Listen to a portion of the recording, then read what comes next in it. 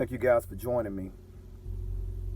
This video is intended to inspire you, intended to educate you, to reprogram your thinking. This video is to educate us all on what we don't know that millionaires and their system, what they know and how they operate. So we're going to start here first. Let's talk about wealthy. What is wealthy? To the average person, wealthy is an abundance of possessions. But if you ask the typical millionaire, they'll tell you that's not wealthy at all. Wealthy is net worth. Cattle, not chattel, as they said. The current value of one's assets with less liabilities. In other words, if your net worth is not 1 million, you are not considered wealthy. How do you determine what your net worth is? Simple. You take your age and you multiply that by your annual income. So if your annual income is 37,000 and you're 35, you multiply that. If your income is 27 or 50, you take your annual income and you multiply that by your age and you divide that by 10. And that's your net worth.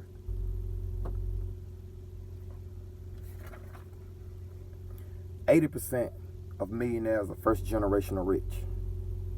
Most people have it all wrong about wealth in America. Wealth is not the same as income. If you make a good income and you spend it all, you're not getting wealthier. You're only living high. How do you become wealthy?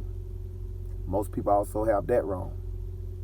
Wealthy is often a lifestyle of hard working, perseverance, planning, and most importantly, self-discipline.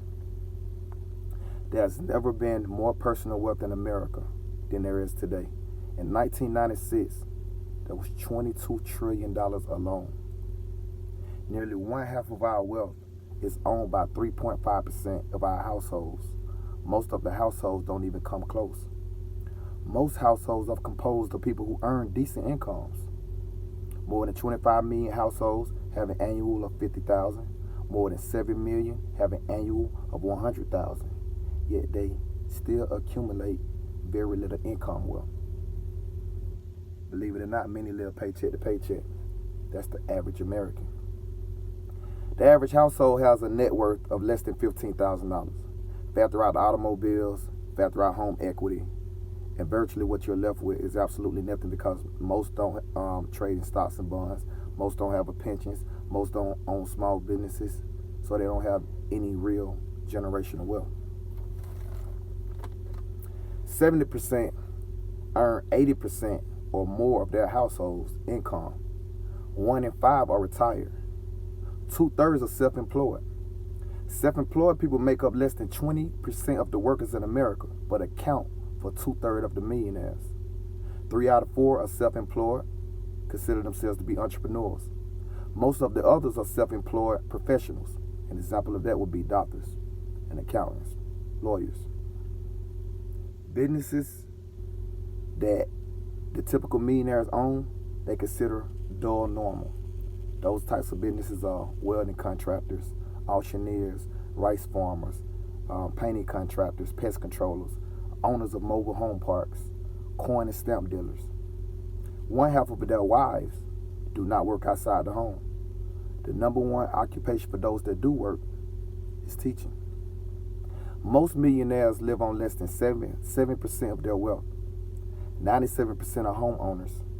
Homes valued at an average of about $350,000.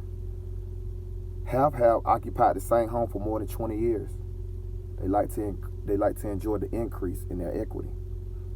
80% are first generational wealth builders, as I stated. They live well below their means. They don't wear expensive suits, and they drive American-made cars. See, what we think we know about millionaires is typically what they show us on TV. Athletes, entertainers, lottery winners. And those people in the millionaire society are considered minorities. The average millionaire does not spend more than $339 on a suit, does not spend more than $30 on a watch, and is very frugal. Only a minority drive the current year automobile. Only a minority lease their motor vehicles. Most of their wives are planners and meticulous budgeters. 82% believe that charity begins at home. Most of the men would tell you that their wives are more conservative with the money than they are. I find this to be true. They've accumulated enough wealth to live without working for more than 10 years. They save at least 15% of their earned income. The poor trade wealth to acquire high status material possessions, which is something that we do. We feel better if we look better. But the truth of the matter is we don't have any assets. We're not building wealth. We don't have a real net worth because we care about looking good. We care about material possessions, the nicer cars that we know we really can't afford, clothes, designer clothes that we know we really can't afford, looking good for others, but we're not really building wealth. As a group, they are fairly educated. 1 in 5 are not college graduates. 18% have master's degrees, 8% law degrees, 6% medical degree, 6% PhDs. Only 17% have attended a private school, but yet 55% of their children attend or have attended a private school. They believe education is the most important for themselves, their children, and their great-grandchildren. They spend heavily for the education of their offsprings. I'm going to stop right there because I can continue to go on with my notes. But let me talk to you. Again, this video is meant to inspire. Concern yourself with wealth building. Because even though we're talking percentages right now, and we're talking about the lifestyle of the wealthy, the most important thing to take from this is perseverance, self-discipline, hard working. 80% of the millionaires in America are first-generational wealth builders, meaning that they get it in one generation. Other notes that I'm not reading from also states that most don't receive an inheritance as you would think. Most are not even as smart as you think. They're not smart as you. But yet, they dream big and they work hard. And education is everything. But financial literacy is a form of education. These are the things they don't teach in school. These are the things that you rarely see in our communities. We don't learn, so we don't educate on it. You know, the number one fear for a poor man is investment. We would practically rather go and give our money away rather than take the risk of investing it. But the greatest risk is not taking the risk.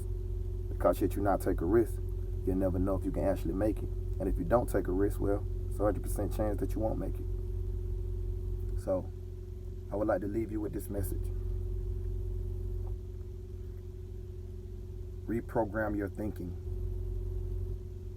2019 and beyond, we have to educate ourselves and educate our children. We must educate our children on those things that we learn late. We must teach them early. It's been a pleasure. Until next time, peace.